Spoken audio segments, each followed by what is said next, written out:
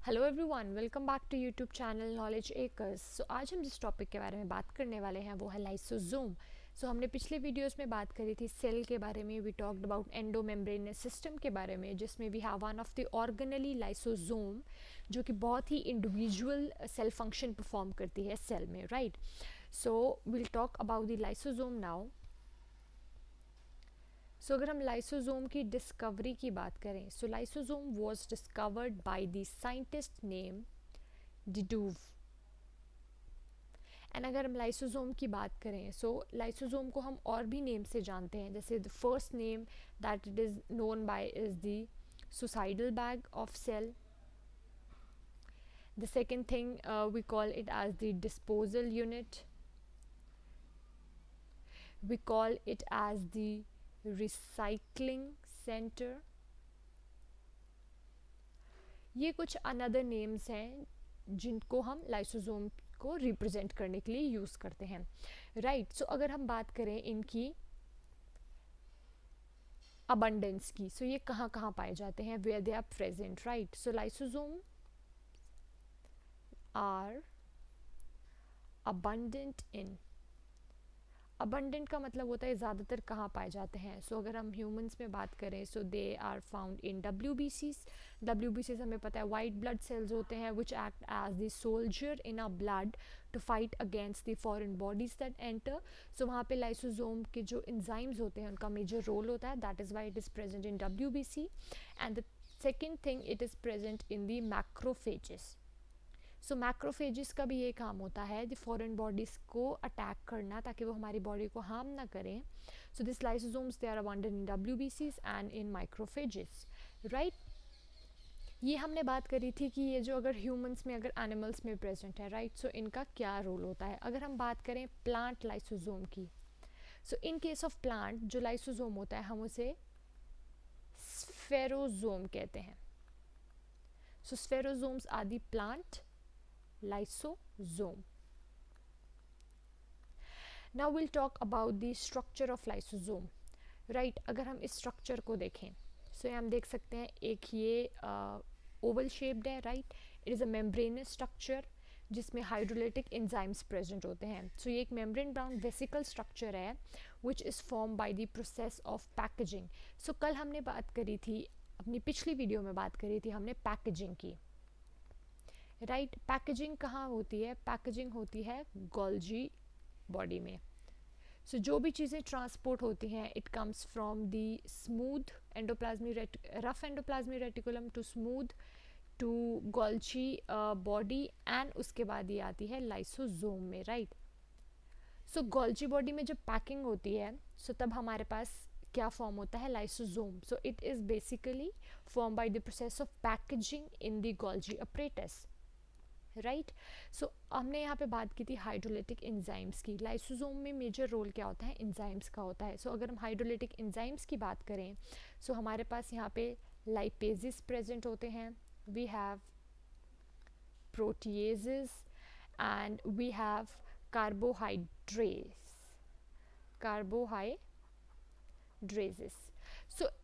एसिस, जो भी इंजाइम होते हैं हम उनके लिए एक वर्ड यूज़ करते हैं एट द एंड, एसिस। अगर एसिस लग गया दैट मीन्स कि वो एक एंजाइम है। लिपिड्स को डाइजेस्ट करने के लिए वी हैव लाइपेसिस, प्रोटीन के लिए प्रोटीएसिस, कार्ब को डाइजेस्ट करने के लिए वी हैव कार्बोहाइड्रेसिस। लाइसोसोम में जितने भी इंजाइम्स होते हैं ये सेल में इन चीज़ों को डाइजेस्ट करने के लिए यूज़ करते हैं। The next thing will talk about is lysosome में हमारे पास पॉलीमॉर्फिज्म देखने को मिलती है। अगर हम पॉलीमॉर्फिज्म वर्ड को तोड़ के देखें, पॉली मीन्स मैनी, एंड अगर हम मॉर्फिज्म की बात करें, मॉर्फिज्म का मतलब होता है फॉर्म्स। यहाँ पे polymorphism is many forms. Lysosome एक ऐसी चीज़ है जिसकी वेरियस फॉर्म्स देखने को मिलते हैं। अगर हम फॉर्म्स की बात करें, first thing is we have the primary lysosome, first form होती है। We have the secondary lysosome, we have tertiary lysosome, and उसके बाद हमारे पास आता है ऑटोफेजिक। ऑटोफेजिक वैक्यूल्स यहाँ पे एक लाइसोसोम की फॉर्म होती है हमारे पास। अब हम बात करेंगे इनके बारे में। अगर हम प्राइमरी लाइसोसोम की बात करें, सो प्राइमरी लाइसोसोम्स को हम प्रोटो लाइसोसोम भी कहते हैं, राइट। अब प्राइमरी है, so this is a very beginning thing. So यहाँ पे क्या होता है, इसमें जो लाइसोसोम होता है, इट कंटेन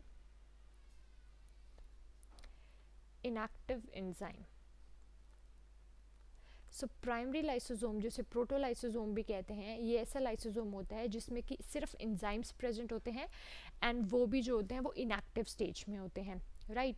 एंड इसकी फॉर्मेशन कहाँ होती है, गोल्जी बॉडी में, बाय द पैकेजिंग प्रोसेस। ये हमने पीछे डिस्कस करा, राइट। सो अगर हम सेकेंडरी लाइसोसोम की बात करें, तो सेकेंडरी लाइसोसोम को हम और नेम से भी जानते हैं, that is हेटेरोफैगोसोम।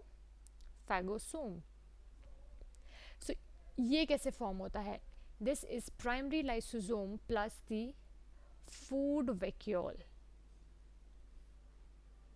So secondary lysosome की फॉर्मेशन होती है जब प्राइमरी लाइसोसोम कंबाइन कर जाता है फूड वैक्यूल्स के साथ।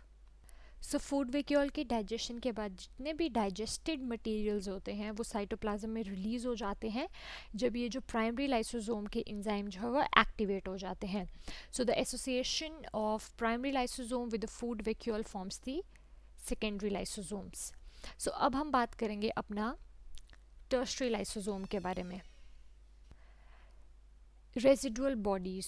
सो टर्शरी लाइसोसोम्स को हम रेजिडुअल बॉडीज भी कहते हैं, राइट। सो यहाँ हमने सेकेंडरी लाइसोसोम की बात करी कि जो फूड वैक्यूल में जब डाइजेशन हो जाती है तो डाइजेशन के बाद जो कुछ अनवांटेड मटेरियल रह जाता है, अनडाइजेस्टेड फूड जो होता है, वो इस रेजिडुअल बॉडी से जो होता है वो एक्सोसाइटोसिस के थ्रू बाहर निकल जाता है, right. So the undigested food which is passed out by इफेगी, एक टर्म होती है हमारे पास इफेगी, और हम उसे क्या कहते हैं, एक्सोसाइटोसिस। सो एक्सो मीन्स आउट, साइटोसिस मीन्स एक प्रोसेस होता है जिससे जो भी अनवांटेड रेजिडुअल बॉडी में जितने भी अनवांटेड मटेरियल्स होते हैं जो सेल को नहीं चाहिए वो इससे थ्रो आउट कर देता है। इफेजी is a process of a kind of a vomiting कह देते हैं, जो हमारी बॉडी अनवांटेड चीज़ को बाहर फेंक देती है। So this is kind of the same thing यहाँ पे।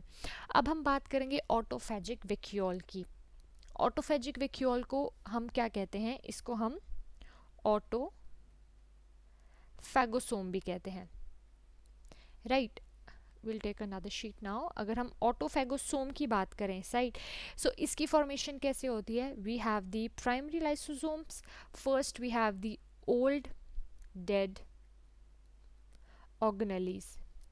वी नो दैट सेल में जो होता है वो ऑर्गेनेलीज प्रेजेंट होती हैं एंड नई फॉर्मेशन हो जाती है, जैसे हमारी बॉडी का हिसाब है, पुराने सेल खत्म होते जाते हैं, नए सेल फॉर्म होते जाते हैं। सो this is the same thing, जितनी भी डेड ऑर्गेनेलीज होती हैं। ऑटोफैगिक का मतलब हम देखें, so auto means same and phagic means की प्रोसेस, फैगोसाइटोसिस का प्रोसेस कह लें।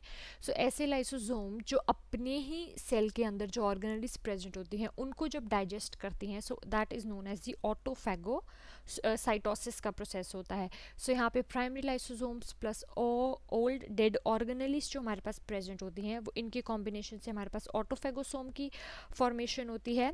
एंड यहाँ पे हम बात करेंगे about the recycling thing. So यहाँ हमने देखा कि जो ओल्ड डेड ऑर्गेनेलीज हैं वो हम उनको रिमूव कर देते हैं, नई की फॉर्मेशन होती है। सो यहाँ पे एक प्रोसेस हो जाती है हमारे पास रिसाइकलिंग की। सो जो ऑटोफैगोसोम्स होते हैं वो रिसाइकलिंग में हेल्प करते हैं हमें। So this was about the autophagic vacuoles के बारे में हमारे पास। अब हम बात करेंगे यहाँ पे कुछ फंक्शंस की, राइट, कि जो लाइसोसोम का क्या फंक्शन होता है। So the first function it performs is the acrosome activity. Acrosome activity में ये help करते हैं। We have the phagocytosis. Phagocytosis हमने बात की, इट्स अ प्रोसेस जिसमें कि ये अनवांटेड चीज़ों को फैगो हमारे पास होता है सॉलिड मटेरियल्स को जिनको एक्सक्रीट आउट करते हैं, राइट। यहाँ पे digestion of microbes and carcinogens digestion.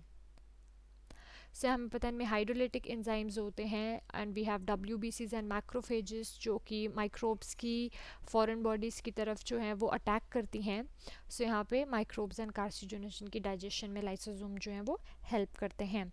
And यहाँ पे इनका मेजर रोल होता है. We have in intra and extra cellular digestion में. सो यहाँ हमने देखा लाइसोसोम में लाइपेजेस, कार्बोहाइड्रेसेस, प्रोटीएसेस प्रेजेंट होते हैं. These are the enzymes which are helpful in digestion. So यहाँ पे intracellular and extra cellular digestion भी हमें देखने को मिलती है, राइट.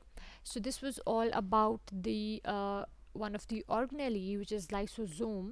एंड हमने इसके मॉर्फिज्म की बात करी, इसकी फॉर्म्स की बात करी. We talked about its function. So please show your support to our channel. Please do like my video, share with your friends, and that's it. Okay, bye bye.